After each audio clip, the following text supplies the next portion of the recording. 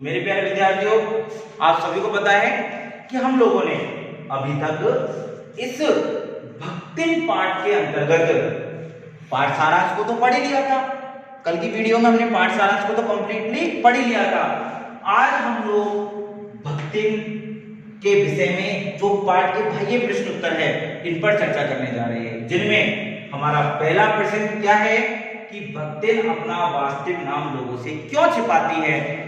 सभी विद्यार्थियों को बहुत अच्छे से पता है कि भक्तिन अपना वास्तविक नाम लोगों से इसलिए छिपाती है क्योंकि उसका वास्तविक नाम लक्ष्मी था, और लक्ष्मी का अर्थ होता है धन संपत्ति से परिपूर्ण व्यक्ति। अर्थात लक्ष्मी किसका प्रतीक होती है?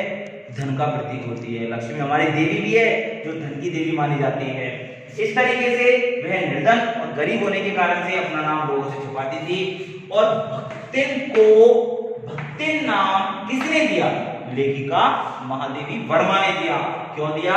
उसकी कंठी माला देख करके, उसका साधु सन्यासी रूप देख करके, इसलिए भक्तिन को भक्तिन नाम दिया गया। आइए दूसरे प्रश्न पर चलते हैं।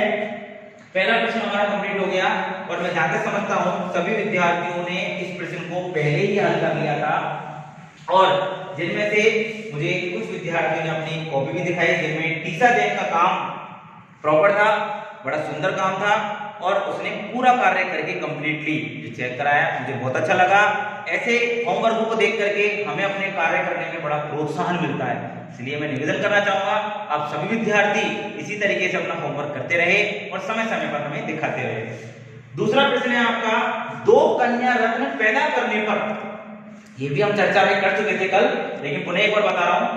दो कन्या रत्न पैदा करने पर भक्तिन पुत्र महिमा में अंधी, भक्तिन पुत्र महिमा में अंधी अपनी जिठानियों द्वारा घृणा व उपेक्षा।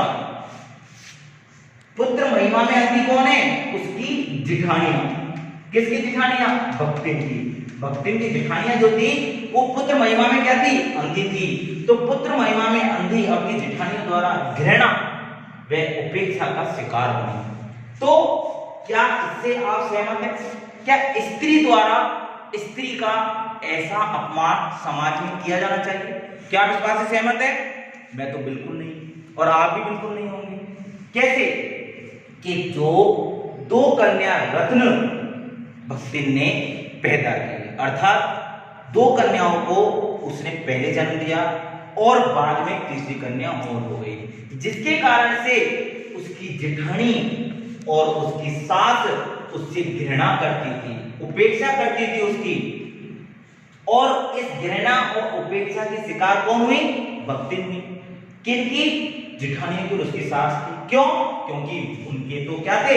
पुत्र थे, और उस समय पितृसत्तात्मक समाज था, जिसके कारण से पुत्रियों को अपमान का विषय समझा जाता था, और जबकि पुत्रों को जन्म देना सम्मान का और गौरव का विषय समझा जाता था।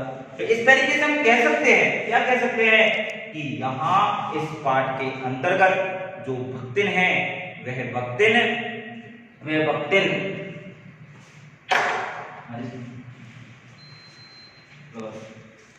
यस जो भक्तिन है वह भक्तिन अब पुत्रियों को जन्म देने के कारण से हमेशा से ही उपेक्षा और घृणा की पात्र बनी रही, जो कि समाज में कतई ऐसा नहीं होना चाहिए। यह समाज के लिए बिल्कुल गलत है। कल मैं इस प्रश्न को पूरे विस्तार समझा चुका था, आज ही मैंने आपको पुनः एक बार बता दिया है। आइए तीसरे प्रश्न पे। भक्तिन की बेटी पर पंचायत द्वारा जबरन पति थोपा जाना। भक्तिन की बेटी पर पंचायत द्वारा जबरन पति थोपा जाना एक दुर्घटना पर नहीं, दुर्घटना पर एक एक्सीडेंट नहीं था, बल्कि विवाह के संदर्भ में स्त्री के मानवाधिकार, इसकी स्वतंत्रता को कुचलते रहना सदियों से चली आ रही सामाजिक परंपरा का क्या है? प्रतीक है।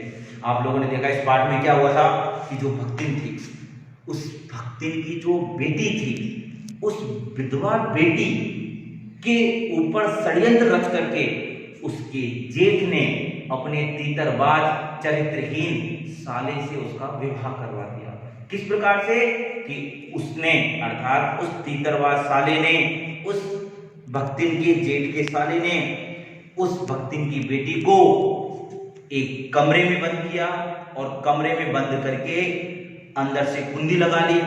फिर उसके बाद उसके जेठ ने पंचायत को बुला लिया और समाज के प्रतिष्ठित लोगों को बुला लिया और इस प्रकार की दशा को दिखा करके उन्होंने क्या किया, उन्होंने पंचायत पर फैसला सुनाने का अधिकार छोड़ दिया कि यह सामाजिक कुरीति है, यह सामाजिक नियम से परे घटना है।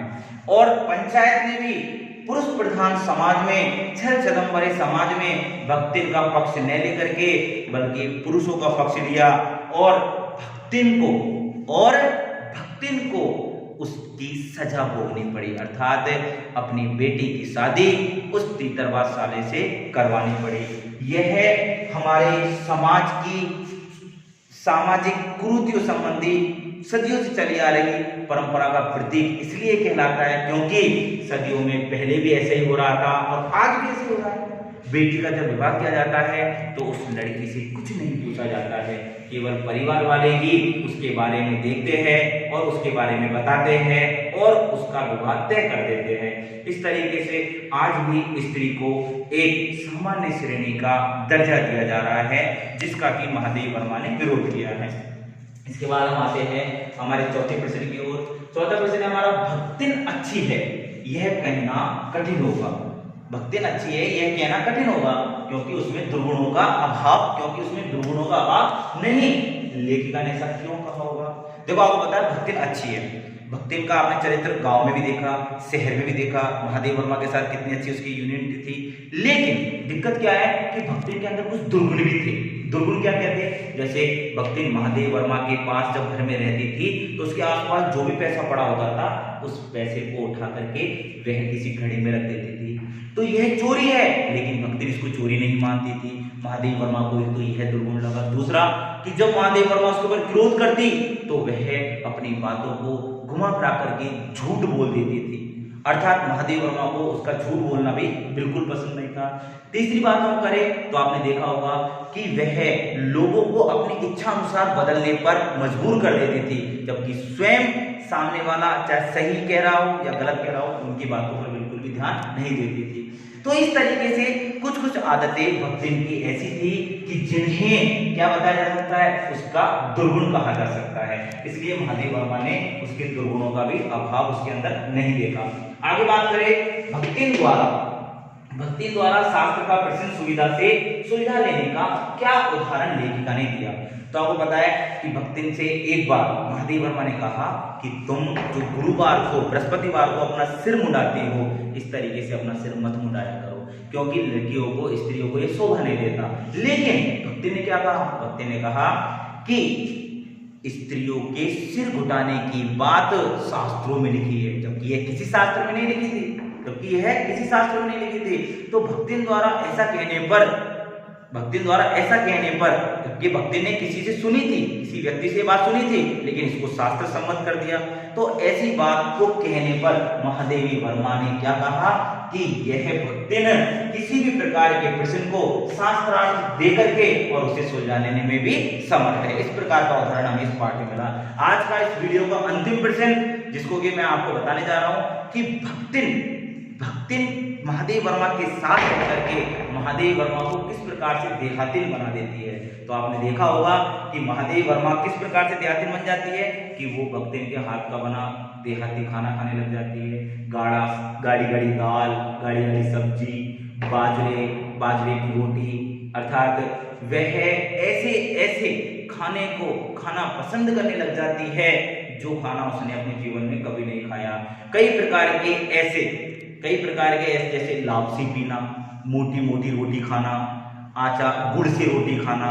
तो ये देहातीपना भक्तिन ने महादेव वर्मा को सिखा दिया, जबकि भक्तिन ने महादेव वर्मा द्वारा कई बार कहे जाने पर भी हमारे शहरी व्यंजनों में से एक रसगुल्ले को भी अपने पोपले मुंह में जाने का सौभाग्य नहीं दिया। अर्थात हम कह सकते हैं कि महादेव वर्मा भक्तिन के साथ रहकर के कुछ ज्यादा ही देहाती हो गई थी। इस तरीके से आज हमने हमारे भक्तिन पाठ के सभी प्रश्न उत्तर पर चर्चा कर ली है। अब हम इसके बाद कल नेक्स्ट वीडियो में नेक्स्ट चर्चा करेंगे। आज के लिए इतना ही। बहुत बहुत धन्यवाद।